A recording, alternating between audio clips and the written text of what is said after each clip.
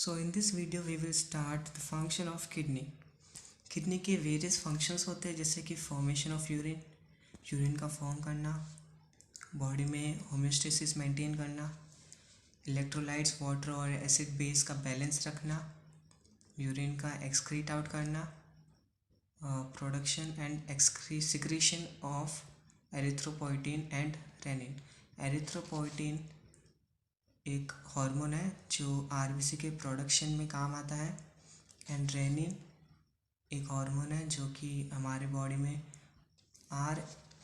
RAAS system को activate करता है, जो कि इंटर्न हमारे बीपी को रेगुलेट करता है as well as fluid level को मेंटेन करता है अलॉन्ग विथ इलेक्ट्रोलाइट्स।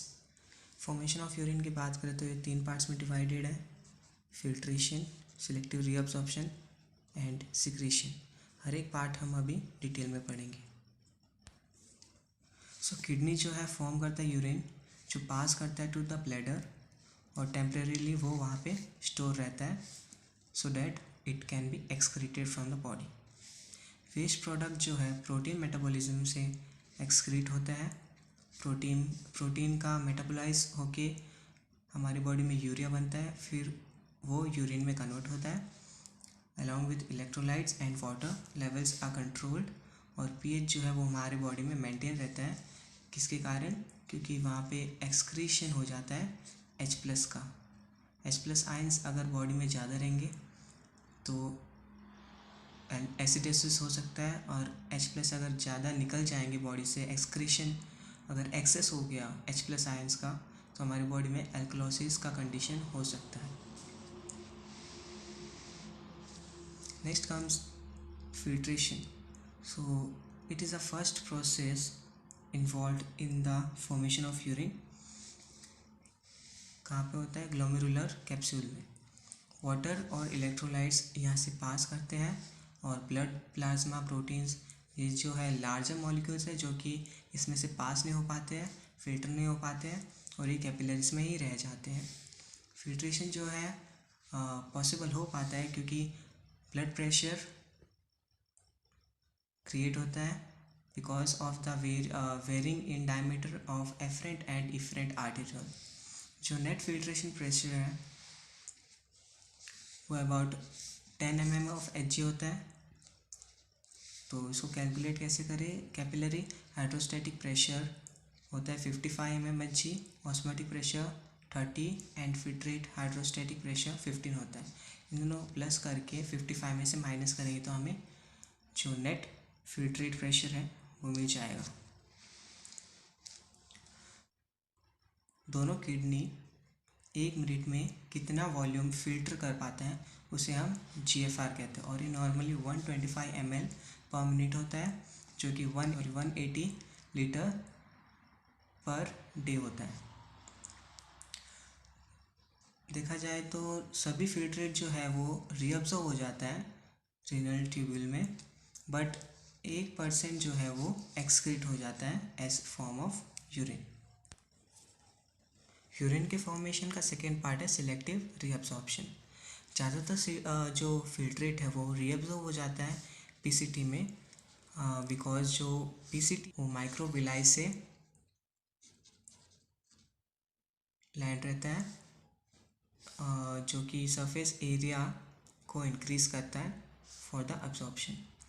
जैसे कि सब्सटेंस वाटर हो गया, इलेक्ट्रोलाइट्स हो गया, ऑर्गेनिक न्यूट्रिएंट्स, ग्लूकोज, ये जो है वापस रीअब्सॉर्ब हो जाता है, और 60 से 70% जो फिल्ट्रेट है वो लूप ऑफ हेनली में पहुंचता है, और loop of Henley water, sodium और क्लोराइड अब्जॉर्ब कर पाता है।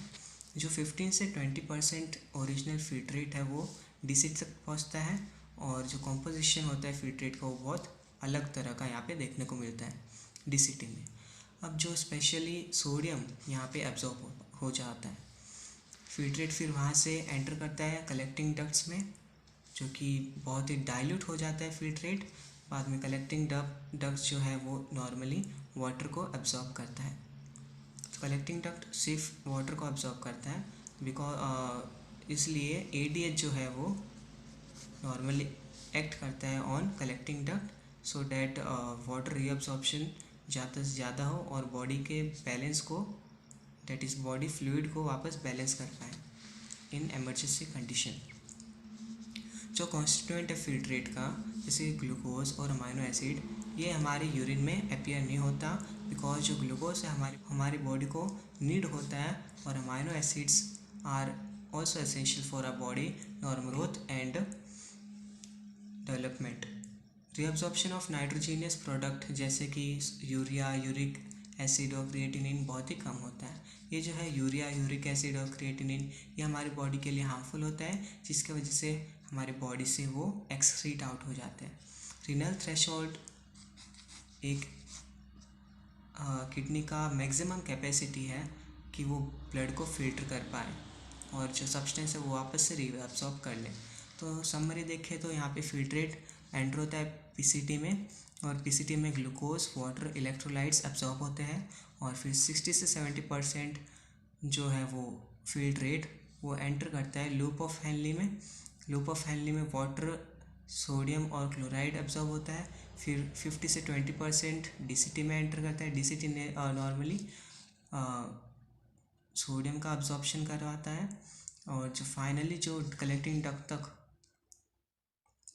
फिल्ट्रेट पहुंचता है वो बहुत ही डाइल्यूट फॉर्म में होता है, और वहाँ पे सिर्फ और सिर्फ कलेक्टिंग डक्ट में वाटर का एब्जॉर्प्शन होता है। कुछ हद तक रीअब्जॉर्प्शन हार्मोन के कारण से भी होता है किडनी में, जैसे कि parathyroid hormone. Parathyroid hormone secrete करता है पैराथायरॉयड ग्लैंड, ये कैल्सिटोनिन के साथ रेगुलेट करता है और कैल्शियम और फॉस्फोरस को अब्जॉर्ब करवाता है डीसीटी से। जो कैल्सिटोनिन है ये हमारी ब्लड में कैल्शियम का लेवल कम करता है, और जो पैराथायरॉयड हार्मोन है ये कैल्शियम का लेवल बढ़ाता है। सो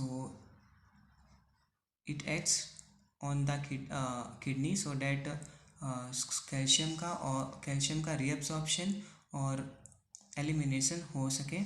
सो पैराथायरॉयड क्या करता है, इंक्रीज़ करता है blood calcium level, calcitonin decrease करता है ब्लड कैल्शियम लेवल।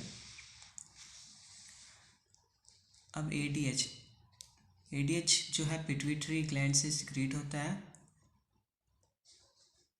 और ये इंक्रीज़ करता है परमेबिलिटी ऑफ डीसीटी एंड सीटी, जो कि इंक्रीज़ करता है वाटर का अब्जॉर्प्शन।